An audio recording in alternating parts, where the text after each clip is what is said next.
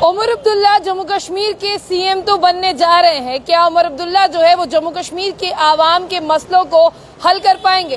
कल आपने देखा कि कल रिजल्ट आ गया और नेशनल कॉन्फ्रेंस की बात करते हैं, उन्होंने यहाँ पर बहुत ज्यादा सीटें जो हैं वो जम्मू कश्मीर में हासिल की हैं। और आपको ये भी बता दें, अब लोग बहुत ज्यादा खुश हैं, लेकिन अब लोगों को एक चीज सोचनी पड़ेगी, क्या उमर अब्दुल्ला जब सीएम बन जाएंगे जम्मू कश्मीर के तमाम लोगों के मसले हल हो जाएंगे?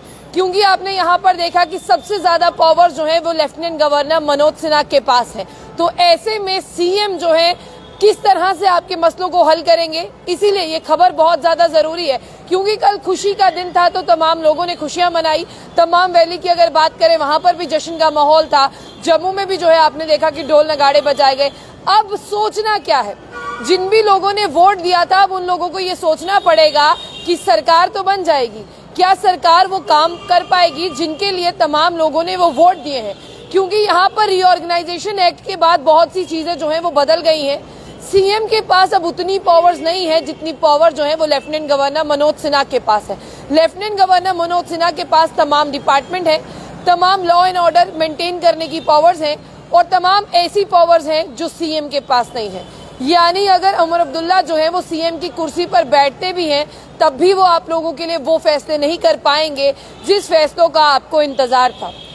और सबसे बड़ी बात करते हैं, बहुत सारे लोग हैं उन्हें पता है कि ऐसा नहीं होगा, क्योंकि लेफ्टिनेंट गवर्नर मनोज सिन्हा के पास जो है वो इख्तियार है, उनके पास पावर्स हैं और सीएम के पास पावर्स नहीं है। देखिए, लोगों ने तब भी जो है नेशनल कॉन्फ्रेंस को वोट किया, इसका मतलब लोगों ने अपनी यूनिटी दिखा दी कि हम एक साथ हैं और लोगों ने ये बताया कि हम किसे वोट करना चाहते हैं। सबसे पहले यहाँ पर एक चीज मैं कहूंगी और उसका ये जिक्र होगा कि देखिए, 10 साल लगाए भारतीय जनता पार्टी ने और बार बार कहा कि कश्मीर में टेररिज्म खत्म हुआ, कश्मीर में टूरिज्म बढ़ा, कश्मीर की फिजाएं बहाल हुई और कश्मीर में जो है आपने देखा कि उन्होंने कहा कि हमारे आने के बाद झंडा जो है वो वहां पर लहराना शुरू किया है। लेकिन अब कश्मीर के लोगों ने वोट तो किया है, क्योंकि भाजपा का भी ज्यादा फोकस जो है वो कश्मीर पे था।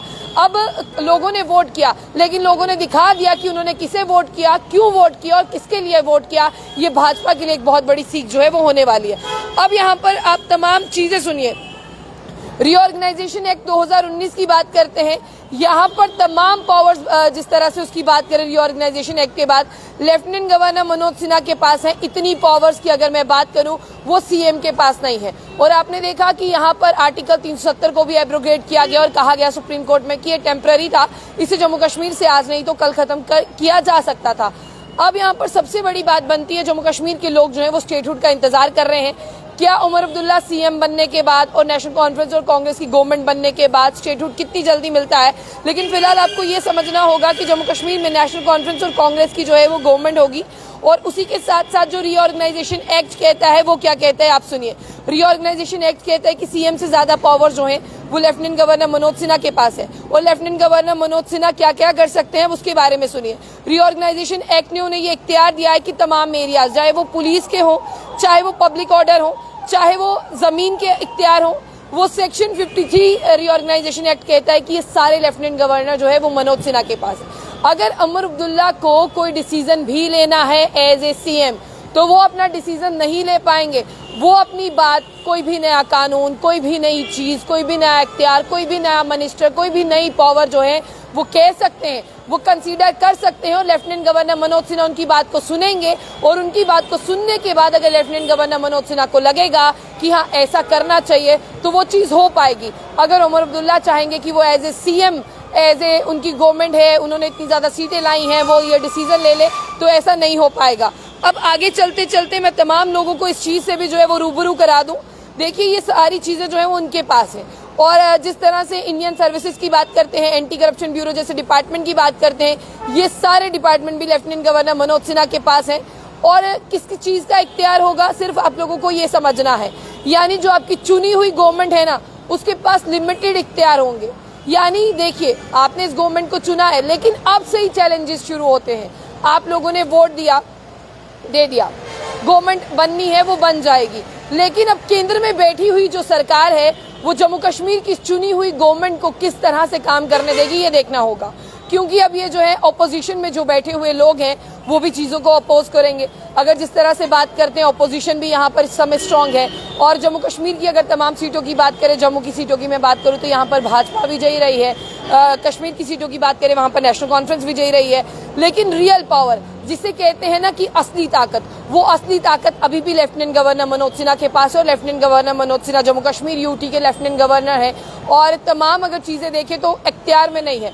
गवर्नमेंट बनेगी, काम कैसे होंगे ये देखने वाली बात होगी। और आगे जब हम इसे पढ़ते हैं तब हमें पढ़ते ये भी पता चलता है कि यहाँ पर जो तमाम मिनिस्ट्रीज की पावर की अगर हम बात करें, तमाम इंटरेस्ट की बात करें, तमाम फाइनेंशियली चीज़ों की बात करें, अगर कोई बजट पास करवाना है तो उमर अब्दुल्ला जिस तरह से हैं वो बात रख सकते हैं, वो कह सकते हैं लेफ्टिनेंट गवर्नर मनोज सिन्हा को कि इस तरह से काम होना चाहिए। लेकिन अगर उमर अब्दुल्ला सोचेंगे कि अकेले वो हो सकता है, ऐसा नहीं हो सकता। और ये चीज़ वो लोग भी जानते हैं, तमाम उन लीडर्स को भी पता है कि ऐसे ही होने वाला है और चैलेंजेस जो हैं वो अब आने वाले हैं। लेकिन हाँ, अगर उनके मंशूर की बात करें यानी मैनिफेस्टो की बात करें तो मैनिफेस्टो में जो है 370 का भी जिक्र है। मैनिफेस्टो की बात करते हैं स्टेटहुड का भी जिक्र है। मैनिफेस्टो की बात करते हैं महिलाओं का भी जिक्र है, तमाम 1 लाख नौकरियों का भी जिक्र है, तमाम युवाओं का जिक्र है। अब ये बात हो सकती है कि जिस तरह से बात करते हैं नेशनल कॉन्फ्रेंस को, अब नेशनल कॉन्फ्रेंस अगर अपनी गवर्नमेंट बनाती है तो उसे अपने मंशूर के लिए सोचना है, उसे अपने उस मैनिफेस्टो के लिए सोचना है।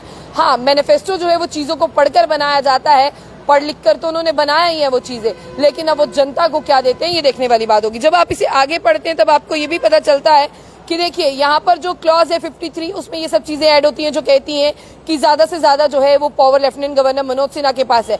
अगर उमर अब्दुल्ला देखिए सीएम बनेंगे वही बनेंगे, लेकिन उनका जो साइज है, जिस तरह से पहले सीएम के पास बहुत ज़्यादा पावर्स होती थी जम्मू कश्मीर यूटी में, अब वो पावर्स नहीं होंगी।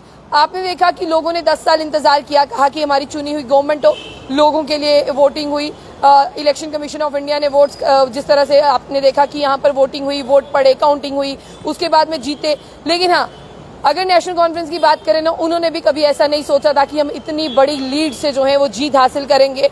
और जीत हासिल करने के साथ साथ बहुत सारी पार्टियां ऐसी हैं जिन्होंने इस बार अपना जो है आइडेंटिटी की बात करते हैं वो खो दी है।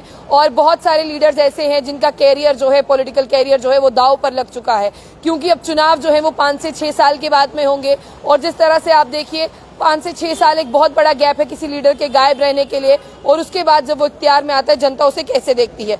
रीऑर्गेनाइजेशन एक्ट की बात करते हैं, वो अगस्त 9 2019 को जिस तरह से पास हुआ था, एनफोर्स किया गया था उसे जम्मू कश्मीर में अक्टूबर 31 2019 को।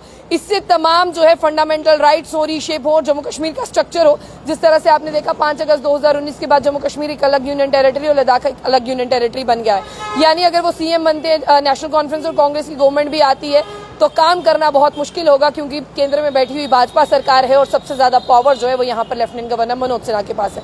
अब आप लोगों को ये सोचना होगा कि ये गवर्नमेंट आपकी उम्मीदों पर खरी कैसे उतरेगी। आप अपनी अपनी राय रख सकते हैं। जाने से पहले जम्मू बुलेटिन न्यूज को लाइक और फॉलो करना ना भूलें।